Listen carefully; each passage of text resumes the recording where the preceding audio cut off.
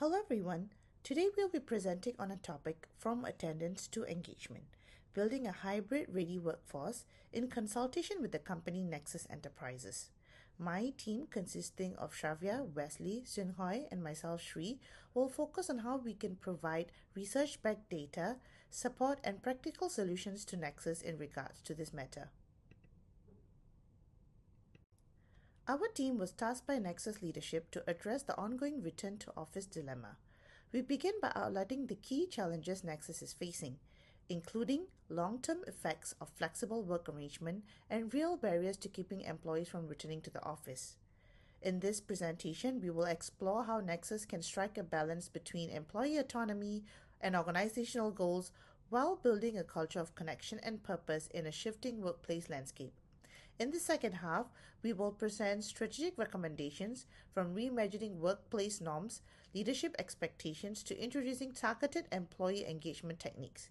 We conclude with a practical implementation roadmap designed to support a hybrid work model that aligns with Nexus' long term vision. The detailed presentation flow shows that we will frame the issue at hand, address the problem statement from Nexus following strategic solutions based on research, talking through practical implementation solutions. Let's try to understand the issue at hand with Nexus. Nexus is grappling with a complex return to office challenge. Despite a fully equipped headquarters, office spaces remain largely empty. Traditional return strategies, like mandatory meetings and social events, have proven ineffective and even count as underproductive or counterproductive. Key issues indicate a notable decline in mentorship and collaboration, onboarding difficulties with new hires, and a growing discontent in organizational culture. While leadership feels pressure to foster in person cohesion, they face resistance from employees who value the flexibility they have grown accustomed to. Forcing a return policy risks undermining Nexus' identity as an employee centric, flexible workplace and potentially losing top talent. The organization is now at a crossroads navigating the tension between evolving external norms and preserving internal values. Hi, I will explain the long-term consequences of flexible arrangements on organizations' cultures. According to Capelli and Nemeth in 2025, organizations' culture is defined as the norms and values that shape how people behave. Employees learn them not from slogan, but from observations by seeing how a boss deals with her customers. When employee cannot make such observations, the norms and values don't take hold. Today, remote and hybrid organizations often have two cultures. The older one among those who hired before the pandemic, and the new one among the workers who came on board in the remote era. That cultural divide affects the interactions and behaviors of these two employee groups because they have different ideas about what is acceptable. Employees from both groups may think that they are doing the right thing while behaving quite differently. I will also explain long-term consequences of flexible work arrangements on employee engagements. When employees do not come together, there will be no knowledge transfer. Company is at risk of lesser knowledge recombinations among staff. Research also shows that recombination works best when employees physically come together. Knowledge transfer is best performed, easiest to be performed face to face, aided by none other verbal cues. Bringing people together so they can brainstorm in a conference room at the whiteboard. Positive consequences of FWA include the increase in possibility of cross-functional cooperations, expand the heterogeneous knowledge exchange within the team, improve the sense of self-efficacy among organization members, which is conducive to stimulating creativity of employees. Negative consequences of FWA include flexible working practices, and changing workplaces lead to role ambiguity for employees, which bring more workload and responsibilities. This can increase work family conflicts and turnover intentions. In long term, remote communications will cause employees emotional exhaustion, leading to a decrease in workplace enthusiasm and engagements. It's important also to take note online communications in FWAs can easily lead to information asymmetry, resulting in role ambiguity and higher coordination costs. How to maintain autonomy and at the same time preserve the sense of belonging and sense of purpose for employees. I would like to use the Salesforce Ohana community cultures. It is inspired by Hawaiian concept of Ohana. Salesforce views its workplace as an extended family. Ohana culture is a combination of collaborations, inclusivity, and mutual support. This culture empowers individuals while reinforcing shared values and connections in emotions. Google uses OKR, objectives and key results, to maintain autonomy and promote sense of belonging and sense of purpose for employees. Google uses OKR to align employee goals with Google company strategies. Google OKR best practices emphasizes simplicity, transparency, and ambitious goal setting. It empowers employees to choose how they are going to deliver the result while staying focused on shared ambitions. Understanding psychological, and behavior dynamics of attendance is crucial. While the traditional office time is dreaded, we shouldn't let it be equated with all face-to-face interactions or we miss an important point. Interacting with people help us understand what they care about. All of the subtle cues we pick up from someone, mannerisms, tone of voice, energy, provide clarity around their motivations and messages. Benefits of face-to-face communications include it is highly efficient channel in which it allows rapid and short exchanges that provide immediate feedback to both teammates. Nonverbal cues can help to communicate fuzzy concepts that in writing would require lengthy descriptions. Technology based relations are less rich than face to face interactions.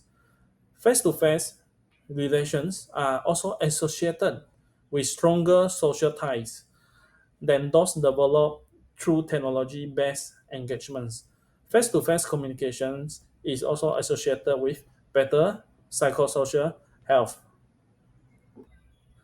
I will also present workplace barriers to return to work.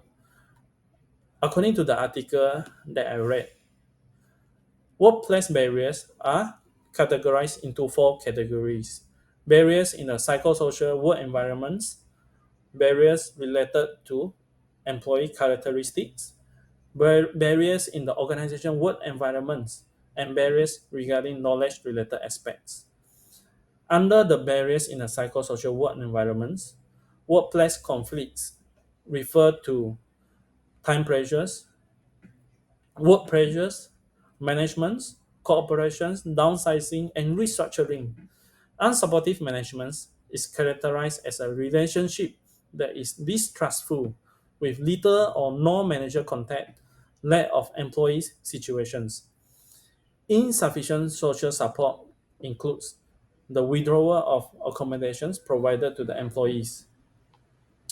For the barriers related to employee characteristics, reduced work conflict, change in work assignment, and impositions influence the job control experience. Employee that have low degree of job control is unlikely to come back to the workplace. Being in a managerial positions and experiencing traumatic brain injury (TBI), it is a medical related condition, can also contribute to low job control because of the workload and responsibility inherent in such positions. Study also reported that as many as one third return to work at lower level than before the injury. There is also profound lack of knowledge about work-related factors associated with returning to work after an acquired brain injury. Employee themselves could be regarded as a problem. Poor team cohesion, poor team spirit, okay, they don't work together well, is under one of the barriers identified related to the employee characteristics. Now I move on to barriers in the organization work environment, which include organizations of work tasks, positions, longer working hours, higher job demands, and physical arrangements are classified as a barrier in the organization's work environments. Lastly, barrier regarding knowledge related aspects. Lack of employee knowledge, insufficient traumatic brain injury, and return to work knowledges are also identified barrier related to knowledge related aspects. In the article, it mentions that both managers and other employees who are not affected with a traumatic brain injury, describe TBI as an invisible condition and found this is a challenge on its own, especially because they lack TBI knowledge. Employees sometimes felt misunderstood or distrust by their colleagues or managers who did not have information about their conditions, found their challenge dubious, or simply not accept their low level of work abilities. In turn, this became associated with their sense of job control and well-being and mastery. Several employees also expressed that they would have preferred a more visible physical injuries. Therefore, social support, employee engagements, proper job support in return to work processes after traumatic brain injury play an important role in supporting the employees. On this slide, I'll be talking about while flexible work offers clear benefits such as autonomy, better work life balance, and access to broader talent pools, it also disrupts long standing mechanisms that shaped corporate culture and identity. According to Kunda, corporate identity is often built through informal interactions, storytelling, and shared physical spaces, all of which are diminished in remote environments. Chowdhury noted that flexible work enhances accessibility and inclusion. However, it also introduces proximity bias, where those physically close or present in the office gain more visibility and opportunities. This duality risks weakening organizational cohesion and identity, raising important questions on how companies can present and preserve cultural continuity in a hybrid world. I would like to bring to your attention two case studies of present companies that have successfully implemented remote work policy and illustrate how they actually implemented them. At Atlassian, which is a software company, it was quoted that the office is no longer the epicenter of work. We have learned we can work from anywhere, but we also need connection, just in a new purposeful way, which was quoted by Annie Dean, the head of Team Anywhere policy. In July 2020, Atlassian introduced its Team Anywhere policy, allowing employees to live and work anywhere in a country where they have a legal entity set up, and not just within commuting distance of the office. Now, when we look at how they had implemented it, there were four key tenets that I want to highlight, which is there were quarterly team gatherings, there was a distributed work playbook, there was async first culture, and talent without borders. I think it's interesting that they actually had a quarterly team gathering that required offsites every 90 days. There was a playbook that was a resource for managers and employees where they can look at how they can build hybrid norms and have async communication. Meetings were limited and documentation and decision making was done asynchronously via Confluence and Loom.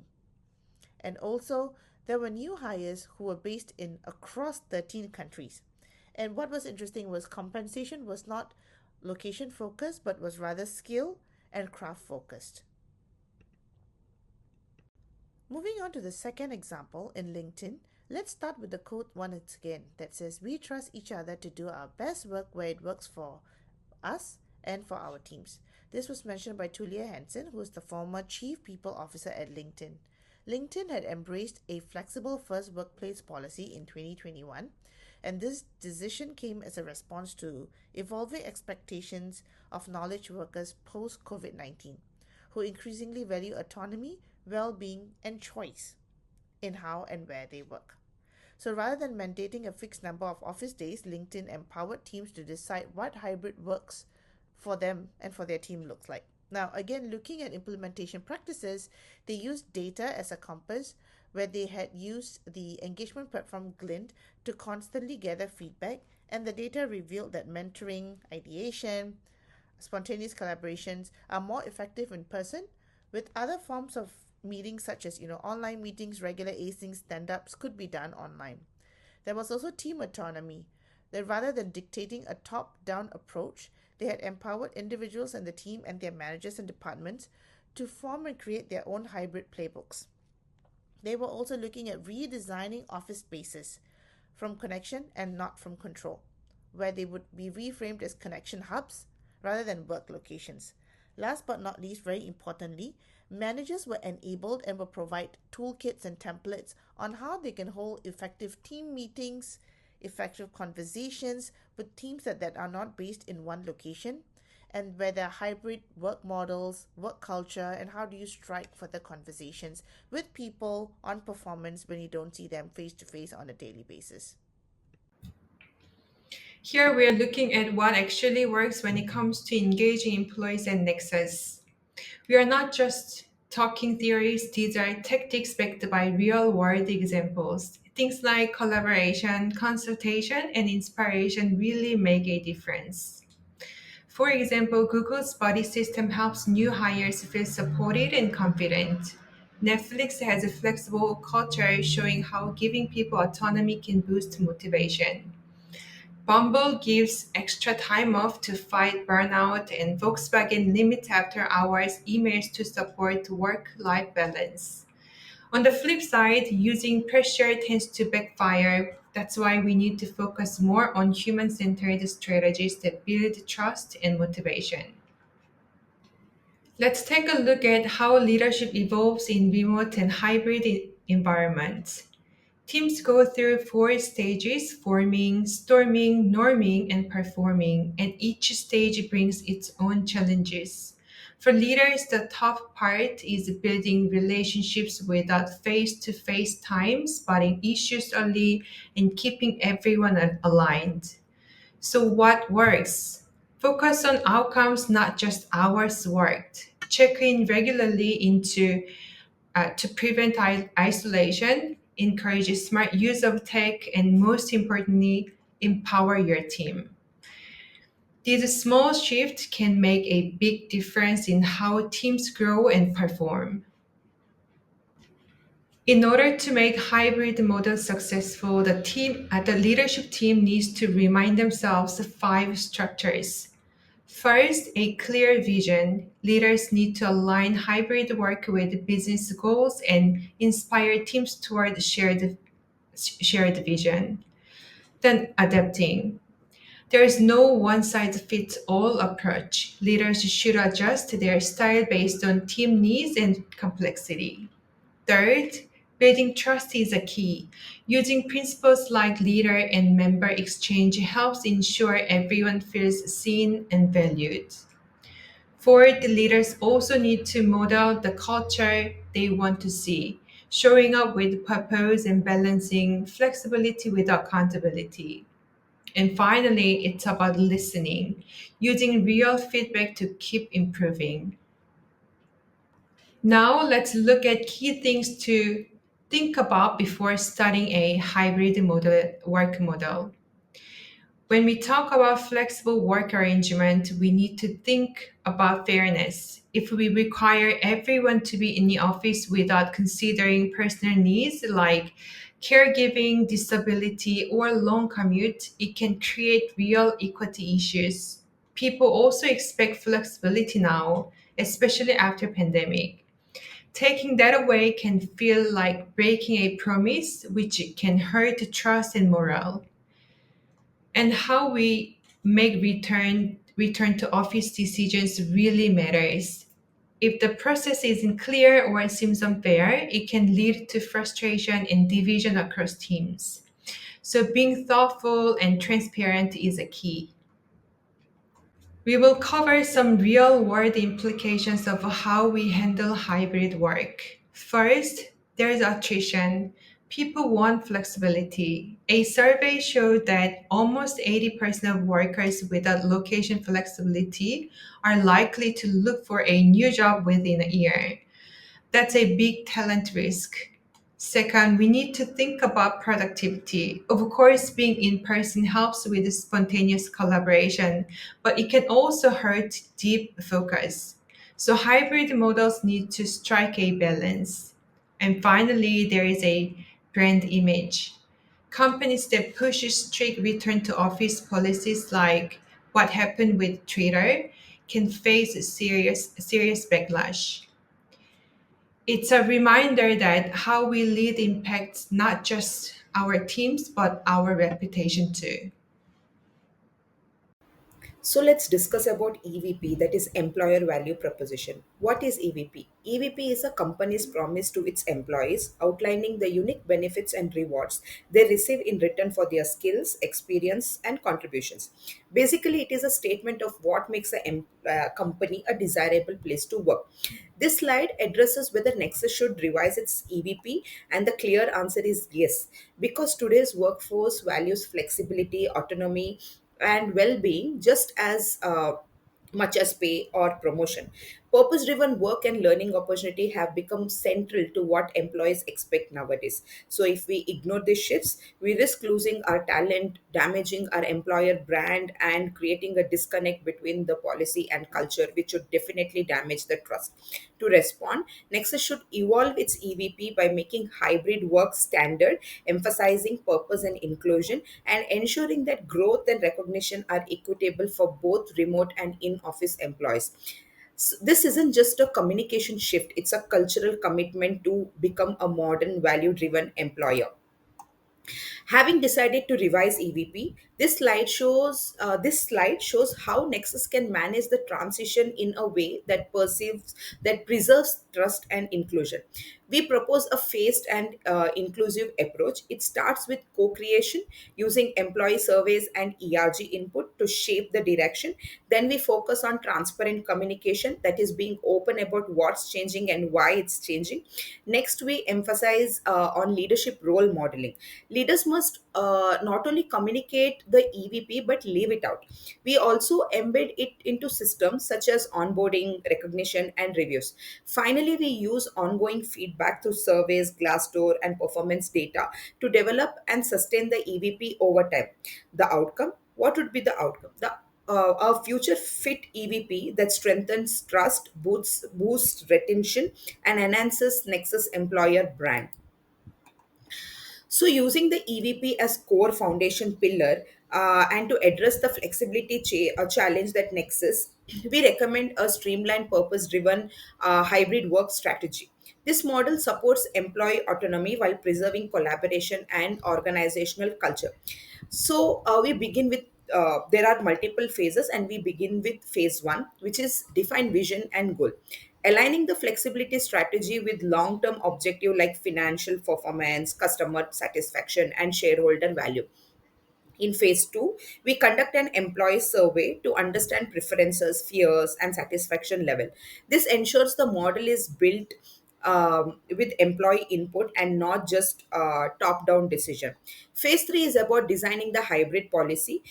Here we purpose two clear roles. That is, one is the hybrid role with a balanced mix of home and office, and second is office centric role where on site present is essential.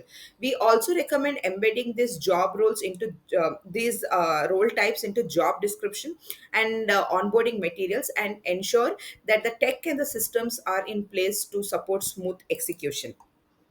The next phases focus on embedding the hybrid model into daily operation and culture. Phase 4 is manager enablement. Training managers to lead distributed teams fairly and effectively. This reduces proximity bias and ensures equal recognition and development for all employees. In phase 5, we introduce team level agreements. Each team co creates their own way of working to define communication norms, availability, and collaboration tools. This builds clarity and ownership. Phase 6 is about purposeful office time. We recommend designing in office days around high value activities like team bonding, innovation session, etc. Finally, phase 7, which is monitor and evolve. Here we use data from pulse surveys, office usage, and performance metrics to refine the model continuously and ensure it stays effective and inclusive. Moving on with the implementation, this roadmap shows how Nexus can implement the hybrid work strategy in a phased and sustainable way. We begin with discovery and assessment. We use surveys to understand employee sentiment here. Then we move into strategy design, where we set engagement goals and upgrade digital tools. The next step is capability building with leadership training and pilot programs to test our approach. Once refined, we scale and sustain the model across the organization by embedding this engagement into the culture. Finally, through ongoing monitoring, we track progress with regular reviews and adapt as needed. This approach, implemented in a given set of time frame, ensure we don't just launch the hybrid work, but we build it in the DNA of Nexus. In conclusion, knitting all this together and by combining ethical awareness, strategic clarity, and structured implementation, Nexus Enterprise can lead the way in building a trust based, inclusive, and future ready workplace. Thank you.